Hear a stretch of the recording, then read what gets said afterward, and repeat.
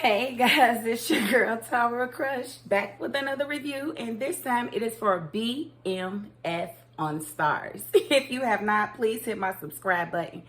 And I just gotta let me go on a little rant real quick about this episode. It's one little thing, it's kind of insignificant to the storyline, but it just really bothering me. Like, how you gonna be mad that somebody go down to the bank and pay off your mortgage when you about to be in foreclosure? When they about to come get you about to get put out. How you mad? Like, how are you mad that he paid your mortgage? I understand you don't want to be taking no drug debt, but it is done. You gonna demand that she... Okay, let me go ahead and start. I would rather be homeless than to take a penny of that drug money. He didn't say that, but he might as well have. That's what he was giving. Okay. I will come back to that. Okay, so Pat changing the rules on Mitch, I feel like was BS from the start. Why the heck are you... First of all, he was envious that they was moving so much weight so quickly. And he didn't understand how. And I guess he saw that as a threat to his throne because he tries to change the rules up this week and tells him that he needs his work back in 7 days because he's gonna fell behind. And so, and then he catches him in the strip club, you know, if that's what you want to call it. It kind of looked like a rest haven for strippers. I don't know. But anyway, he got mad at them because it was kind of a low budget strip club. But he felt like they was blowing his money off.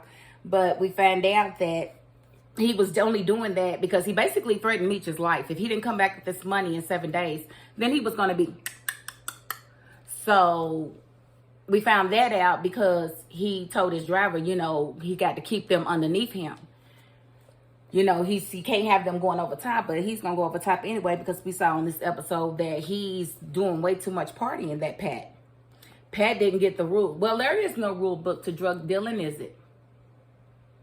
There ain't no rule book, because if there was a rule book, 95% of drug dealers would have never touched the drug to sell it. And that's just a fact, because most of them only think about the pluses and they don't think about the minuses that can come from the drug gang. Because hell, I'd be in it if it didn't have all them minuses.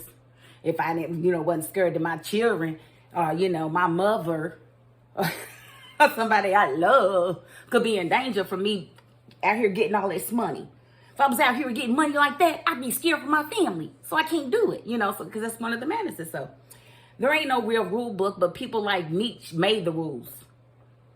They made the rules. Like, he's one of the pioneers of the drug game. If he started in the mid-'80s, yeah, that's when crack was really popping in the, and the era really began. So people like him definitely put their stamp on it. The Larry Hoovers of the world, but, I thought it was cute, Pastor Shifty. Pastor Shift came and prayed with T and his mom and daddy or whatever, and daddy's looking at Pastor Shift's hand as he's holding his wife's hand, and I'm looking at daddy like, boy, are you that insecure that you don't trust the pastor? You don't trust the pastor to be over here praying for your family? Daddy got some issues. Daddy got some serious issues, and that's generally what happens when a man is not... When a man is insecure, he starts to project on other people and he starts to place blame on other people. And that's why he's so hard on Mitch, because Mitch is able to provide more than him. And instead of just, admitting that and dealing with it, he has to, belittle Mitch at every turn. Like, how you mad that he paid your mortgage off? I would never understand that. I understand y'all churchgoers or whatever, but I ain't even seen him in the church yet. But anyway, B. Mickey is definitely a snake. He is why you keep your grass cut low.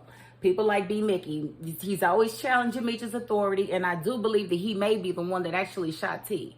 And if he is, may he meet his demise quickly, because I don't like that. Don't be in the crew actually backstabbing people trying to climb to the top. That's BS. That's BS. It's your turn to be at the top when they step down, if they beat you to the top. So that's just that on that. Detective Bryant, when he interviewed the family, that was kind of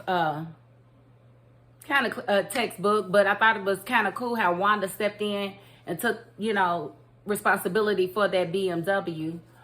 Said that it was her her uncle gave it to her for a baby shower gift. Why would he really that car and not a station wagon? But whatever. We're not, Ford Escort probably would have done her good, but it's okay. It can be a luxury car. It's fine. But the way she stepped up for him, I was like, okay, so she's a writer. And I just hope T really, really appreciated, because I don't think he does. Because of the way he left her in that bar. He would have came on my house and he wouldn't have got in. You can't even get in. Because you would never. Especially you just got shot, bruh. And you gonna let me walk to the car by myself? Your car? That's what's up. You just let me know exactly how you feel about me. And that's that BS. Lamar is real deal, nuts. Like, when he went to that hospital and messed with female, I was like, okay, he's like really crazy. Like, and the look on female's face was terrifying. It's terrifying. Oh, you see it. I was literally scared, like, man, if you don't turn loose that man's face. But how did he grab the button and not push it? Like, how you got it in your hand for like 5 seconds before he take it from you, and you never did push the button? How your machine didn't start going off and he started squeezing stuff and causing you so much stress that you peed on yourself? How? And he told him to leave town when he came to or whatever, when he got out of the hospital, but he didn't say he couldn't talk to people. Female needs to tell his people who beat him up. Even if you do leave town, you didn't say I couldn't tell people. Because Lamar is a problem and he needs to be dealt with. Period. And then he basically bum rushed Kato in the bathroom. She goes to use the bathroom and he's standing outside of the bathroom stall. And, basically, I couldn't really understand what they were talking about, but clearly they have history. And now he wants her to give him all the info on Mitch and T, where they keep their drugs, how much they be carrying, where they sell from, everything, all the stash houses, everything. And he's making her tell him right then and there. I don't know, I might have had to take my beating that day. You might have had to beat my ass that day, Lamar, because I'm not, If something called code, you just don't do that. So you're gonna have to take me out, bruh. Or if I did give it to you, I'm going out there and telling my boss immediately what just happened. Because what you won't do is threaten me and force me to do some stuff and then put my crew at risk, my crew that's been having my back. That's what we're not going to do. And I don't like the idea of being bullied. So this is why I never got in the game. Because they'd have killed me a long time ago. I wouldn't have made it out of my 20s, I'm certain. My mouth is too bad. You won't treat me like a female just because I'm a female. Let me see.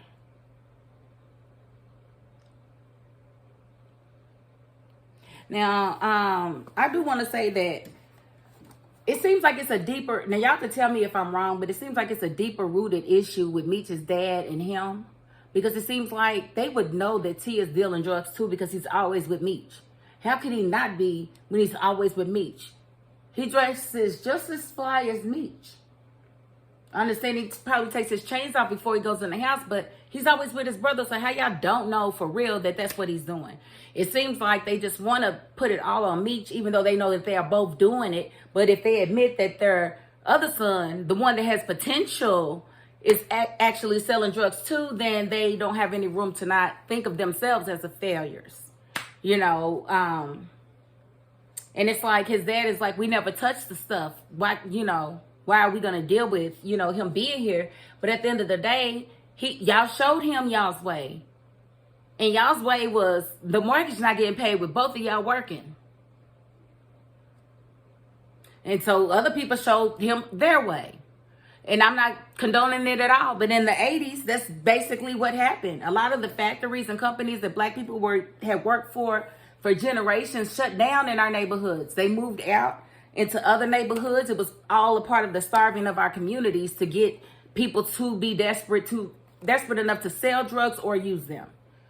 So that was all a ploy. Our communities used to boom because the factories that we worked at were in our neighborhoods. There was no, having to catch the bus across town unless you just happen to live across town. There was accessible jobs that paid good money that we could actually work for. And then, they changed everything. But so the 80s was kind of like they set that up. It was well crafted to be that way. And, him and his brother having had big eyes for fancy things for a long time, it was nothing for them to incorporate themselves into the drug game. So, history, they weren't the only ones. And a lot of times they say people have choices. They really didn't. Like he said, would you rather just be homeless and all homely outside than to just take some money from me to pay off the mortgage just so that y'all can have somewhere to live? And then I don't understand why Mitch ain't just buy his own place. Like, bruh, you just paid your mama's mortgage off. Why are you outside smoking? You should have your own keys to your own place. Why you don't have I don't understand that. That's weird to me.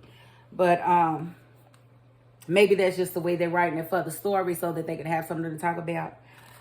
But the way he looked at his wife, the way Charles looked at his wife and was like, you will do it. You will undo this, and she looked at him and said, you are my husband, not my father. I don't take orders from you or nobody else. And I said, you better tell him, Lucille.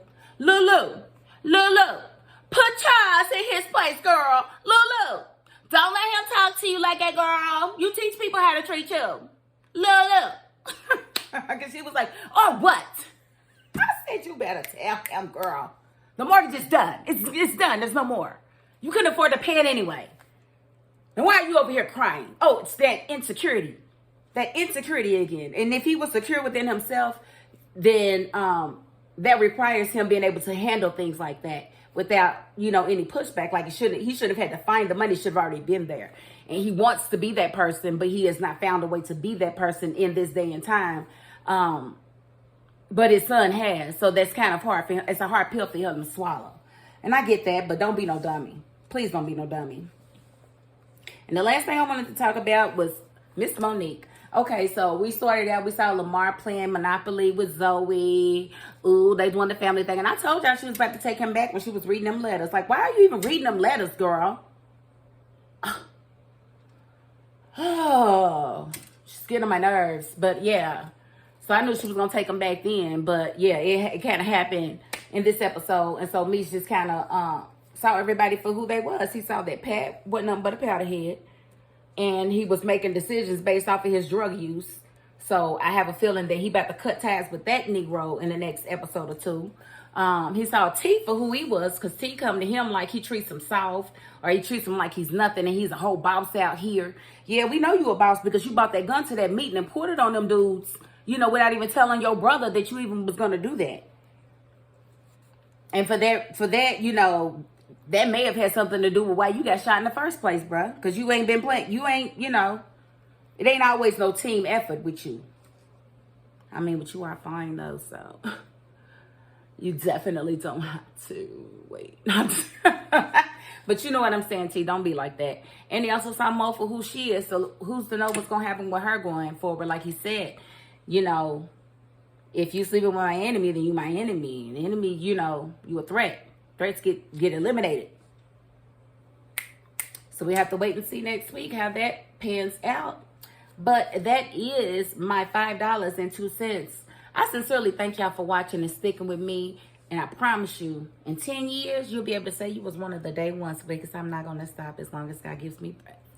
I thank y'all. Peace.